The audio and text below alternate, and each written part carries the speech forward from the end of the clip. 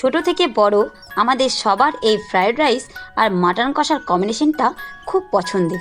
তো চলো আজ তোমাদের টিপসের সাথে বলে দেব কিভাবে খুব সহজেই এই ঝরঝরে ফ্রায়েড রাইস আর সাথে নরম তুলতুলে মাটন কষা বানাবে তোমরা। তো চলো ভিডিওটা শুরু করা যাক। তো প্রথমে দেখো এখানে আমি জল গরম বসিয়ে দিয়েছি, জলটা ফুটে গেছে। এবার আমি চালগুলো ধুয়ে রেখেছিলাম আগে থেকে, এখানে আমি চালগুলো দিয়ে দিলাম। জলের মধ্যে আমি কিন্তু একটু সাদা তেল দিয়ে দিয়েছি, এটা তোমাদের ছোট্ট টিপস। এই সাদা তেল দিতে গেলে তোমার ভাতটা ঝরঝরে থাকবে। তো দেখো এখানে ভাতটা আমার হয়ে গেছে, আর আমি এদিকে কড়াইও বসিয়ে দিয়েছি। এদিকে আমি কড়াই গরম হতে বসিয়ে দিয়েছি, আর আমি নিয়ে নিয়েছি এখানে কাজু বাদাম, চিনি বাদাম, কিশমিশ, দারচিনি, এলাচ, লবঙ্গ।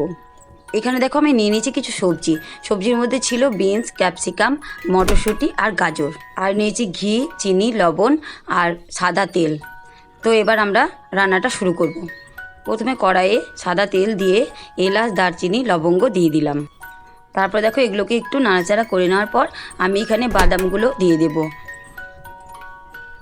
যেহেতু চিনে বাদামটা আমার একটু উলানোই ছিল, তার জন্যে আমি কাজু বাদামটা আগে দিলাম। কাজু বাদামটা একটু লাল হওয়ার পরে আমি এবার বাদাম আর কিশমিশগুলো দিয়ে একসাথে ভেজে নিয়েছি। তারপর আমি এর মধ্যে সবজিগুলো দিয়ে দিলাম। সবজিগুলো দিয়ে ভালোভাবে ফ্রাই করে নেওয়ার পর একটু কিছুক্ষণ ধরে নাড়াচাড়া করে নেব। তার মধ্যে এখানে আমি ঘিটা দিয়ে দেবো। তো ঘি দিয়েও তোমরা এটা সম্পূর্ণ কাজটা করতে পারো। তো আমি ঘি দিয়ে যেহেতু করব না, তাই আমি সাদা তেল দিয়ে আগে ভেজে নিয়ে তারপর এখানে পরিমাণ মতো ঘি দিয়ে দিয়েছিলাম। তো এখানে দেখো চিনি আর লবণটা রেডি করে রেখেছিলাম আগে থেকেই, তো সেটা দিয়ে দিলাম।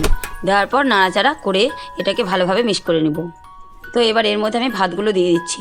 তো দেখো এখানে একটা ছোট্ট টিপস, তোমাদের সব সময় সবগুলো ভাত দিয়ে একসাথে নাড়াচাড়া করতে অসুবিধা হয়, তাই আমি এখানে অর্ধেকটা ভাত দিয়ে প্রথমে ফ্রাই করে নেব। তারপরে আমি সম্পূর্ণ ভাতের সাথে মিক্স করে দিয়েছি। তো দেখো আমার ঝরঝরে ফ্রাইড রাইস একদম রেডি। আর এদিকে মাটন কষা করার জন্য আমি তেল বসিয়ে দিয়েছি, আর এখানে সব কিছু যা যা আমার প্রয়োজন সব নিয়ে নিয়েছি। তো দেখো প্রথমে আমি আলুগুলো এক এক করে দিয়ে লাল লাল করে ভেজে উঠিয়ে নেব। তারপরে এখানে আমি দিয়ে দিলাম এলাচ, দারচিনি, লবঙ্গ আর তেজপাতা। এগুলো একটু নাড়াচাড়া করে নেওয়ার পর আমি দিয়ে দিলাম প্রথমে রসুন। এখানে তোমরা আগে পেঁয়াজ দেবে না, প্রথমে রসুনটাই দেবে, তাহলে পেঁয়াজ রসুনটা ভেজে নেওয়ার পর এখানে আমি দিয়ে দিয়েছি টমেটোটা দিয়ে ভালোভাবে নেড়ে চেড়ে নিয়ে এখানে তো এখানে দেখো এই মাটনটা আমি আগে থেকে কিন্তু সমস্ত মশলা দিয়ে আর টক দই দিয়ে ভালোভাবে মাখিয়ে রেখে দিয়েছিলাম 1 ঘন্টা। তারপরে আমি এখানে মাটনটা কষার জন্য দিয়ে দিলাম। এদিকে আমি মাটনটা কষা করছি, আর এদিকে আমি জল গরম বসিয়ে দিয়েছি। কষা হয়ে গিয়ে যখন তেল ছেড়ে দেবে তখন আমি এটাকে প্রেশার কুকারে দিয়ে দেবো। তো দেখো আমি মাটনটাকে কষে নেওয়ার পর আমি প্রেশারে দিয়ে 5টা সিটি দিয়ে নিয়েছি।